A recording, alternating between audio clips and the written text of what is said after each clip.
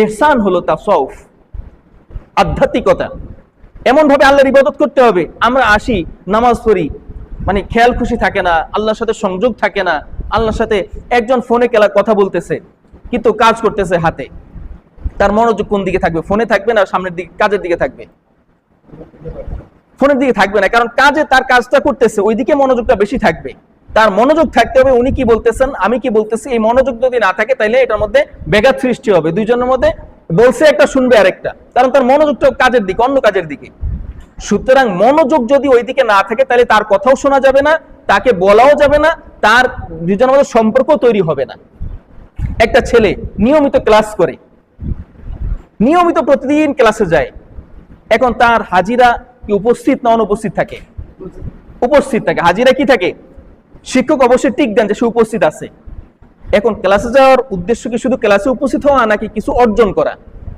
কিছু অর্জন করা। এখন সে ক্লাসে গেল, আমরা মসজিদে আসলাম। সে ক্লাসে গেল, আমরা মসজিদে আসলাম। সে ক্লাসে গিয়ে শুধু উপস্থিত থেকেই চলে আসলো, হুজুর কি বলছে, টিচার কি বলছে কিছু শুনলো না, সে কি কোনো উপকার লাভ করতে পারবে? আমরা মসজিদে আসলাম, নামাজ পড়লাম, রুকু করলাম, সিজদা করলাম, কিন্তু মনোযোগ এদিকে দিলাম না। আমি যে আল্লাহর সাথে কথা বলতেছি এদিকে মনোযোগ দিলাম না, তাহলে নামাজের দ্বারা আমার কোনো উপকার লাভ হবে?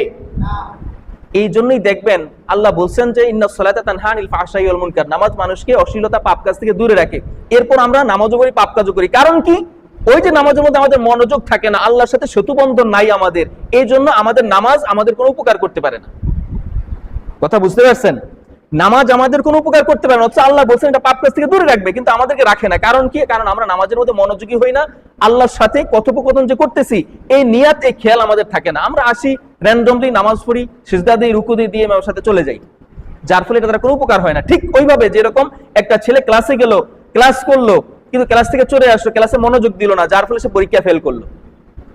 100% ক্লাসে উপস্থিত থাকার পরেও ছেলেটা পরীক্ষা ফেল করলো। কারণ কি? কারণ সে ক্লাসে মনোযোগী ছিল না। ঠিক একইভাবে আমরা যদি 5 ওয়াক্ত নামাজও পড়ি, কিন্তু নামাজের মধ্যে খেয়াল, আন্তরিকতা, ইখলাস, খুলুসিয়াত, ইহসান না থাকে, তাহলে এই নামাজও আমাদের কোনো উপকার করতে পারবে না, না দুনিয়াতে না আখিরাতে।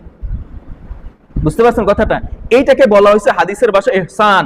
এটাকে বলা হয় বর্তমান পরিভাষায়, ওলামায়ে কেরামদের, আলেমদের পরিভাষায়, পীর মাশায়েখদের পরিভাষায় এটাকে বলা হয় তাসাউফ, আধ্যাত্মিকতা। আল্লাহর সাথে আত্মিক সংযোগ, আত্মিক সম্পর্ক, আত্মার সম্পর্ক তৈরি করতে হবে।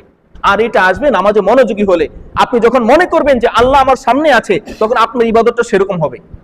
কিন্তু আমরা দেখি আল্লাহ আমাদের সামনে উপস্থিত নাই, এই জন্য আমাদের খেয়াল খ্রিস্ট ওদিকে নাই। কিন্তু আল্লাহ যদি স্বয়ং আমাদের সামনে উপস্থিত থাকতেন, তাহলে চিন্তা করেন আমরা কেমন করতাম। সিজদায় গেলে আর সিজদা থেকে উঠতেই চাইতাম না, আল্লাহর সামনে সিজদা দিয়ে পড়ে থাকতাম। কিন্তু আমাদের মনে এই বিশ্বাসটা আমরা জাগাইতে পারি না যে আল্লাহ আমাদের সামনে আছেন।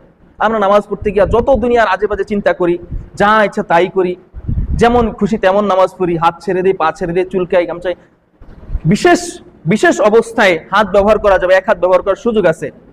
প্রচন্ড ব্যথা হইতেছে, প্রচন্ড মশায় কামড় দিছে, কোথাও নাড়াচাড়া দিতে পারেন এক হাত দিয়ে। 2 হাত ব্যবহার করে কাজকর্ম করতেছেন, পোশাক ঝাড়তেছেন, ধুলা পড়ছে, একটা ময়লা দেখছেন, ঝাড়া দিয়ে ফেলে দিলেন, এই ধরনের কোনো কর্মকাণ্ড করা যাবে না নামাজের মধ্যে। তাইলে নামাজের আন্তরিকতা নষ্ট হয়, খুলুসিয়াত নষ্ট হয়। এই যে ইহসানের কথা বলা হয়েছে, ইহসানটা বিঘ্ন হয়।